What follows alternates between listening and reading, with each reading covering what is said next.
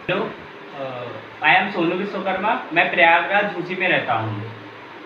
मैं B pharma third year का student हूँ और अभी मैं रिसेंटली आरसीएम से जुड़ा हूँ। तो मैं आरसीएम मार्केटिंग प्लान के बारे में मैं आप लोगों को कुछ बताना चाहता हूँ। हम सभी जीवन चलाने के लिए कुछ ना कुछ काम करते हैं और काम इसलिए करते हैं क्योंकि पैसा आए, और पैसा आएगा तो आगे की मैं खरीदारी और जो भी घर की रिक्वायर है उसे मैं पूरा कर पाऊँ। अभी तक मेरी पिछली पीढ़ियाँ जो भी खरीदारी करती चली आ रही है, मैं वो थोड़ा सा बताने जा रहा हूँ। हम सभी ग्राहक हैं। ग्राहक को हम लोगों की जो भी सामान की ज़रूरत पड़ती है, मैं अपने बगल वाली दुकान पे जाता हूँ। बगल वाली दुकान जो क्या करता है, उससे सामान की ज़रूरत होती है तो वो होलसेलर के पास जाता है, और होलसेलर बनाता नहीं है। होलसेलर भी जाता है डिस्ट्रीब्यूटर के पास। डिस्ट्रीब्यूटर भी सामान नहीं बनाता, और डिस्ट्रीब्यूटर तब जाता है एजेंसी के पास। ठीक है, एजेंसी भी सामान नहीं बनाती। एजेंसी डायरेक्ट वो कंपनी से सामान लाती है। तो कंपनी क्या करती है, प्रचार करवाती है ताकि जो भी सामान हम खरीद रहे हैं, जो भी हम लेंगे, उसको पब्लिसिटी करा दे, प्रचार करा दे, ताकि सामान के बारे में ग्राहक को पता चल जाए कि कोई भी प्रोडक्ट है वो क्या है, कैसे है, वो मुझे यूज कैसे करना है। आराम से आप लोगों को बताने का प्रयास कर रहा हूँ।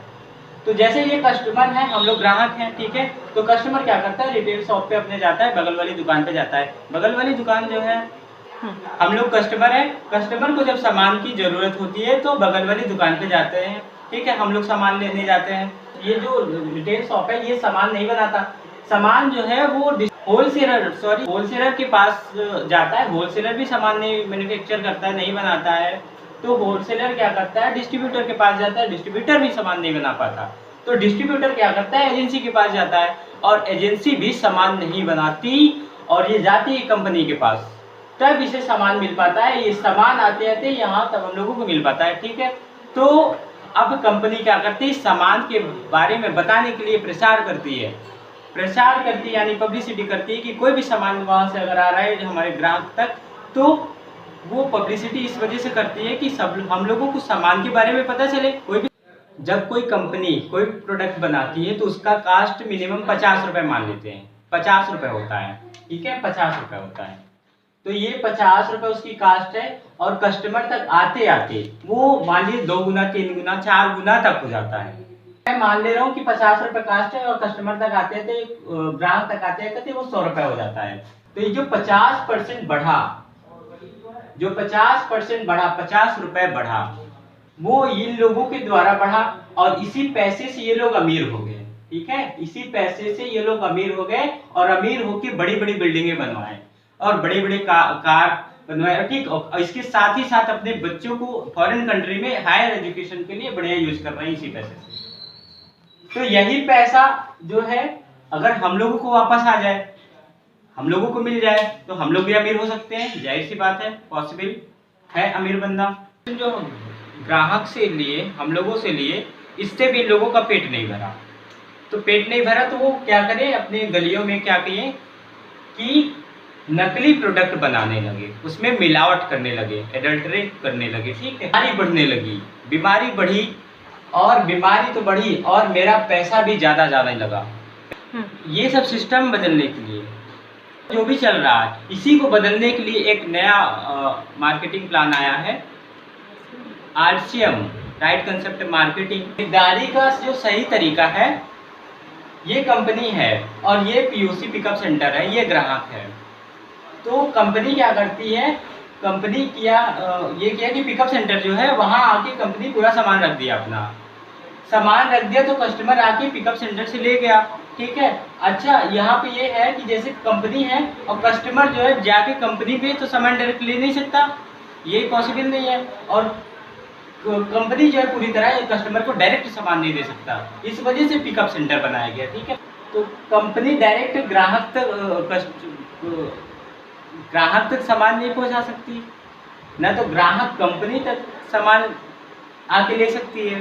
तो कंपनी ने क्या किया कि ये एक पीयूसी सेंटर बनाया, और जितना सामान प्रोडक्ट है कंपनी के पास, पीयूसी सेंटर के पास ला के रख दिया सब। तो रखने के बाद जो भी कस्टमर अपनी ज़रूरत की सामान रिक्वायर्ड जो भी नीड होती है, जो भी सामान ज़रूरत होती है वो पिकअप सेंटर से आके ले लेता है। ये पहले भी 50 रुपये का प्रोडक्ट बनाती थी, कास्ट 50 रुपये पड़ता था, अभी भी 50 रुपये इसका कास्ट पड़ रहा है। 40 रुपये है वो कंपनी एक सिस्टम के थ्रू कस्टमर को वापस कर देगा। इसके अलावा और भी फ़ायदे हैं, क्या क्या वो मैं बताने जा रहा हूँ। इसके फ़ायदे तो बहुत हैं, लेकिन मैं कुछ फ़ायदे बताने जा रहा हूँ। जैसे ये सामान सस्ता हो गया, शुद्ध हो गया और MRP से 10 से 20% तक सस्ता हो गया। अगर आपने अपनी आईडी लगाई तो 10 से 20% सस्ता हो गया और स्वस्थ भी रहेंगे, कोई बीमार नहीं पड़ेगा। तो ये तो बड़ा इम्पोर्टेंट है, स्वस्थ रहना ज़रूरी है। और पक्का बिल मिलेगा और एक दाम पे मिलेगा, वो चाहे कानपुर में हो, इलाहाबाद हो या दिल्ली हो, मतलब इंडिया भारत में कहीं भी वो एक दाम पे ही मिलेगा। स्वदेशी है, सबसे बड़ा मुद्दा ये है आज के समय में, स्वदेशी है। अभी ने प्रधानमंत्री, हमारे प्राइम मिनिस्टर ऑफ इंडिया के प्रधानमंत्री ने अभी स्वदेशी अपनाओ वाला जो एक अभियान निकाला है, तो ये बहुत बड़ा मुद्दा है आज के समय में, प्रेजेंट टाइम में। तो स्वदेशी हो गया, सबसे बड़ी बात है।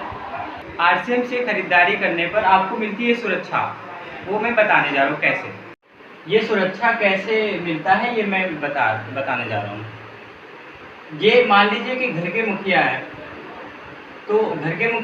तो मान लीजिए 20,000 रुपये कमा रहे हैं कोई भी काम करके, तो 20,000 रुपये कमा रहे हैं, तो इसी पैसे से इनकी घर चल रहा है। घर में है, उनके माता पिता हैं, सारी वाइफ हैं, बच्चे हैं, ठीक है। तो जो भी खर्चा चल रहा है 20,000 से चल रहा है। तो मान लीजिए 20,000 तो चल रहा है, जब तक ये जी रहे हैं, जब तक कमा रहे हैं तब तक तो चल रहा है। मान लीजिए कोई ऐसी घटना हुई इनके साथ फ्यूचर में, ठीक है, कोई भी घटना हो गई और ये सुबह निकले घर से, कोई घटना हुई और ये इनका एक्सीडेंट हो गया मान लीजिए, और सुबह घर से निकले, शाम को पहुंच ही नहीं पाए, ठीक है, ये शाम को नहीं पहुंच पाए, तो जो खर्चा ये उठा रहे थे, ये चल रहा था ये 20,000 से, वो तो खत्म, सब तुरंत खत्म। तो 20,000 रुपये इनके पास कहाँ से अब आएगा, कोई है नहीं कमाने वाले।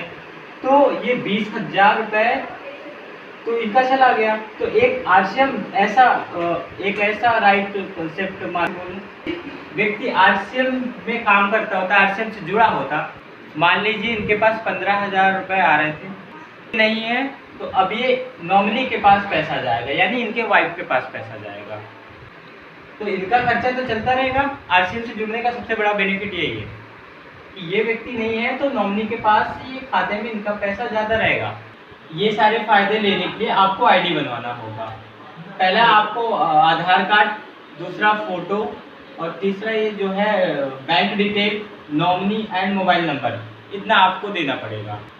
RCM को कोई भी व्यक्ति कर सकता है, 18 एज होनी चाहिए उसकी, और 18 से मतलब ये कोई भी इंजीनियर हो, डॉक्टर हो, कोई भी बड़ा बिजनेसमैन हो, स्टूडेंट, रिटायर व्यक्ति और हाउसवाइफ भी ये कर सकता है RCM। आप लोगों ने मेरे वीडियो को बहुत ध्यान से सुना, उसके लिए बहुत बहुत धन्यवाद आप लोगों को।